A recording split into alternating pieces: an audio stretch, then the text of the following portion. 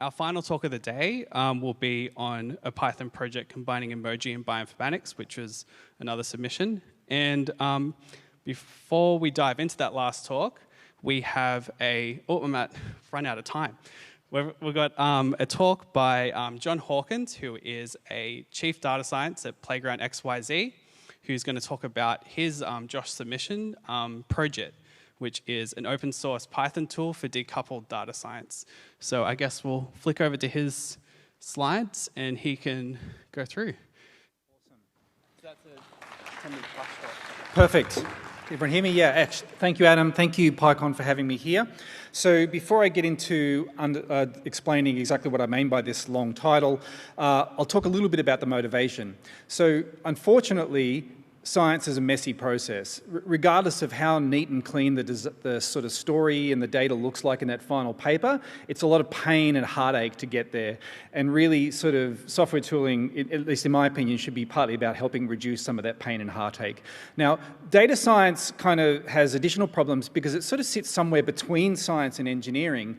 And that is that data science shares with science in general that it tends to start off with a fairly open-ended beginning where there's a lot of exploration and experimentation, and typically that's going to be hindered by excessive constraints. You want people to explore, to find the right techniques, the right approaches, and to sort of think freely about how they're approaching this. However, constraints are also important because no project operates in a vacuum. Every discipline and organisation will have some kind of guidelines around best practices.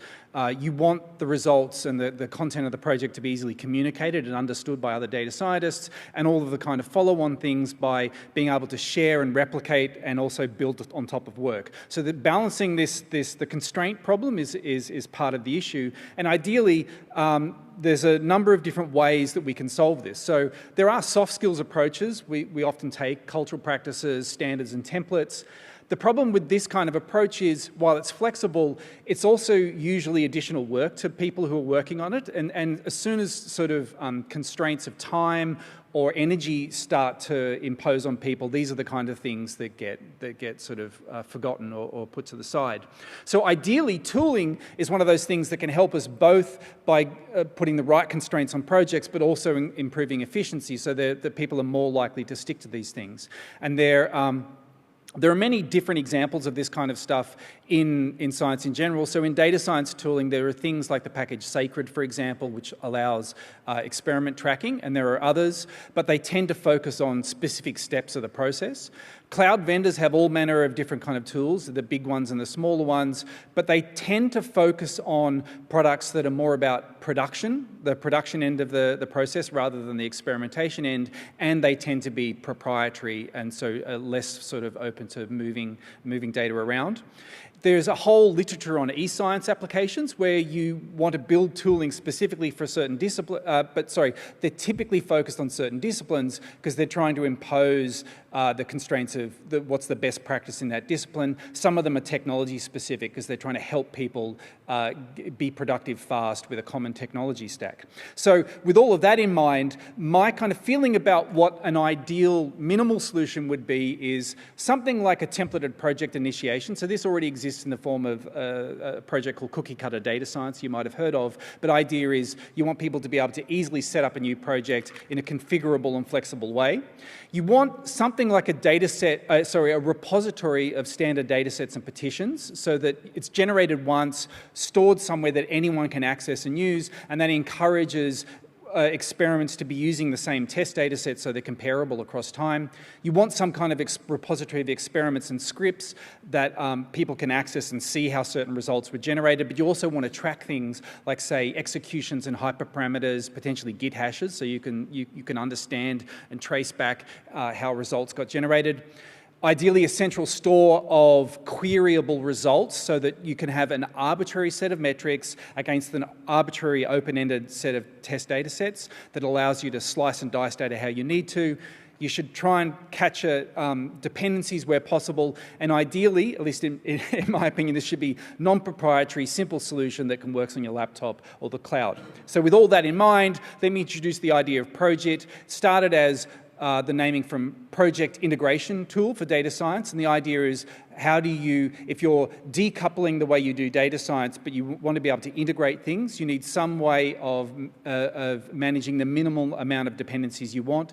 It's Git inspired, meaning there's a CLI for it that you can use to sort of interact with your project using many different logical switches.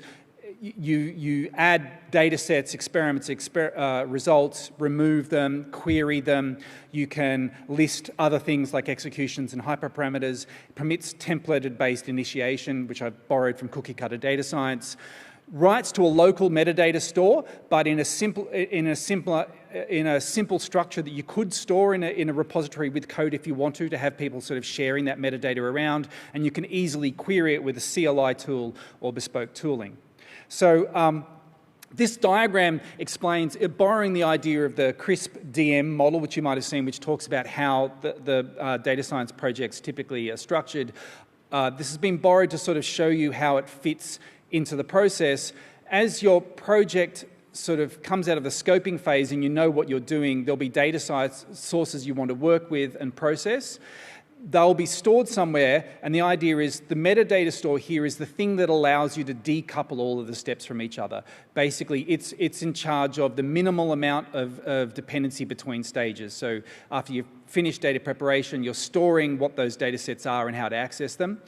You move into experimentation phase, it can retrieve where those data sets are from the repository, store results and other kind of metadata about the experiments back in there. You move to analysis of results, again, pulling them all from the metadata store through to final reporting and presentation. The secondary goal depicted here on the left is that if you are using this kind of standardized way of representing your metadata, it enables a kind of meta-analysis. You can look across many repositories where you have this metadata stored, and if you're using a standard sort of way of tagging the assets used across your projects, you can start analysing how certain techniques have worked across your projects.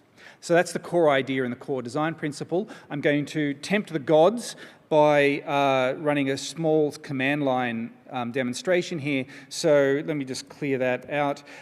I'm here in an existing repository where I've been doing a simple experiment looking at applying ML to different approaches to extracting features from URLs. So the Projit command, it's got a status command similar to Git where you can sort of get information about the project you're currently in.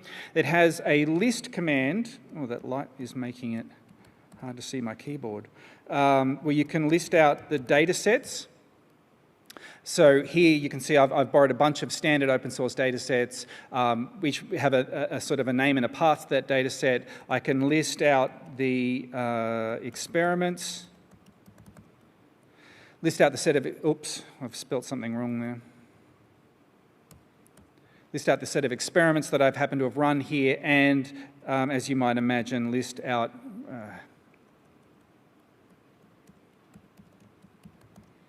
results. Now, typically you can write all of your results sort of to the root of the project, but in this example, I have been tagging them with the particular data set using them because I wanted to compare results across different data sets. So I'm just using the same nomenclature as the data sets there to retrieve results for a particular data set.